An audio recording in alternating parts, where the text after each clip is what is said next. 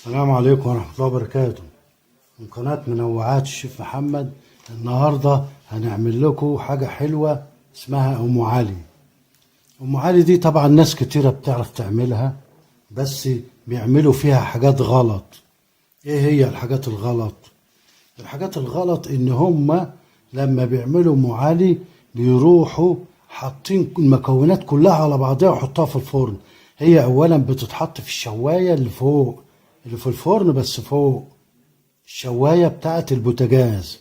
دي نقطة. النقطة التانية، أم علي ممكن تتحط عليها لبن وسكر من غير يعني، وتحط عليها مكسرات بس من غير أي حاجة.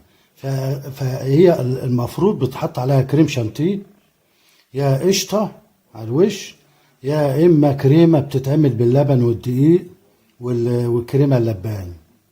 واخدين بالكم؟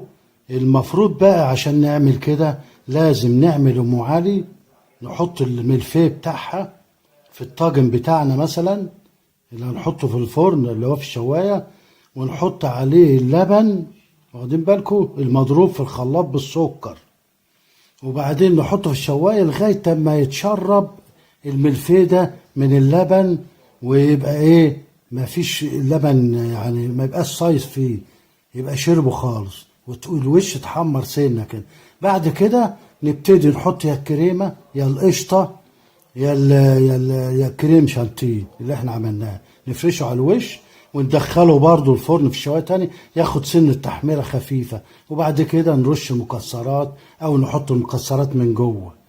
ودلوقتي احنا معانا نص كيلو لبن اهو، ومعانا ملفيه، شويه ملفيه اهو، هنكسرهم ونحطهم في البوله بتاعتها. هنحط مع النص كيلو لبن ده نص كوبايه سكر،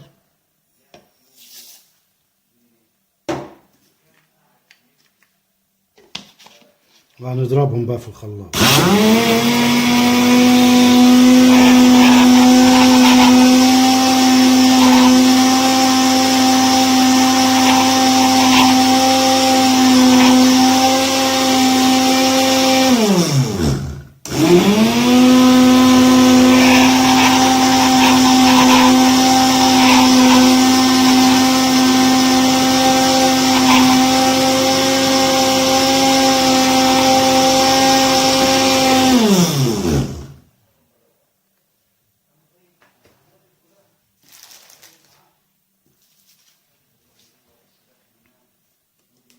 نركن ده على جنب،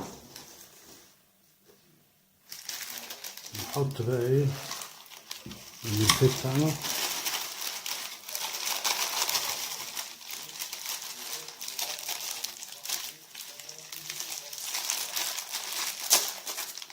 الملفيه ده بيبقى موجود يا في سوبر ماركت في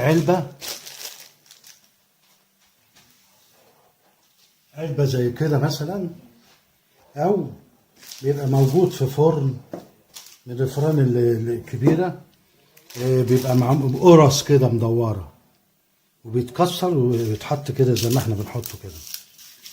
واخدين بالكم؟ احنا عملنا نص كيلو لبن عليه نص كوباية سكر، نكسره كده عشان ايه، في حتت ناشفة لازم تمتزج باللبن وتشرب. وبعدين بقى نحط قشطة على الوش او كريمة او اي حاجة. المهم ان ام علي دي اساسا كانت في واحد سلطان في مصر بتاع المماليك اسمه عز الدين ايبك. عز الدين ايبك ده كان متجوز ام علي، وبعدين قبل ما يبقى سلطان اختارته، كان امير، اختارته شجرة الدر، جوزها مات، اختالوه يعني، جوزها مات. فقالت ايه، لقت مواصفات يعني كويسة في عز الدين ايبك ده، قالت انا اخده اعمله سلطان معايا، لان الناس مش عاجبها انه يحكم البلاد الشام في الوقت دون ست. واخدين بالكم؟ هنحط اللبن،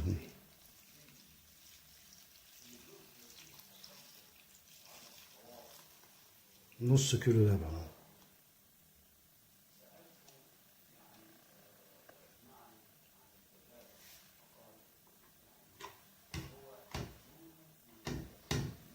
الرغوة دي هتعمل وش برضو.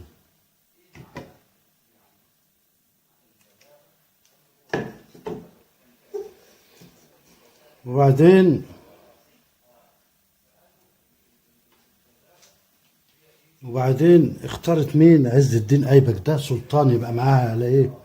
على الملك يعني. ف فجت طبعا ام علي عرفت، كان دي ابن اسمه علي من زوجته الاولانيه اللي هي ام علي دي. راح معاملته اتغيرت شويه معاها لما لقاها هي مسيطره على الحكم وعماله تتحكم في كل حاجه. راحت اتغاظت منه، قتلته. فلما قتلته عرفت مين؟ مراته اللي هي ام علي دي، فدبرت لها مكيده وراحت لها رشت الجواري اللي واقفين عندها، كانت ودلوها على المكان اللي هي فيه، كانت في الحمام بتستحمى حمام السباحه. راحت نزلت دخلت وراها الحمام ونزلت في الحمام وطلعت الخنجر وضربتها كذا ضربه موتتها.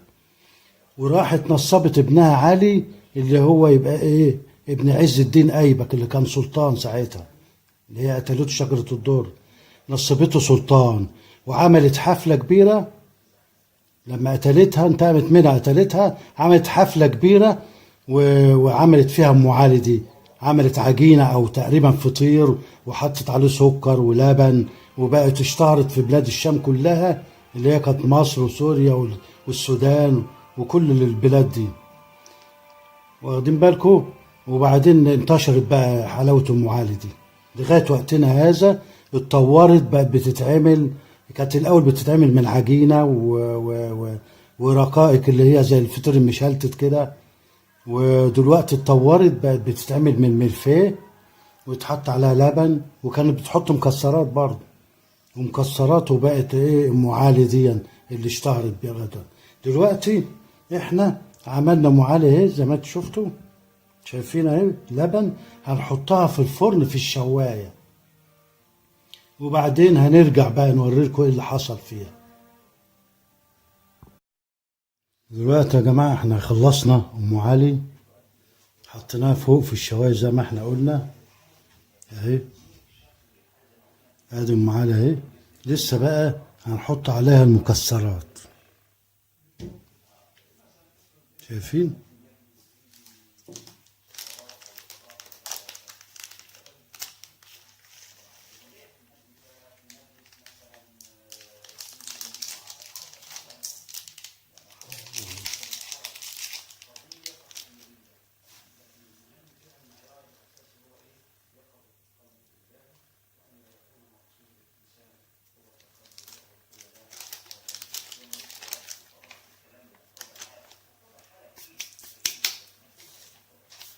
دلوقتي خلصنا الطبق بتاعنا بتاع ام علي بالمكسرات اهي، مكسرات اهي،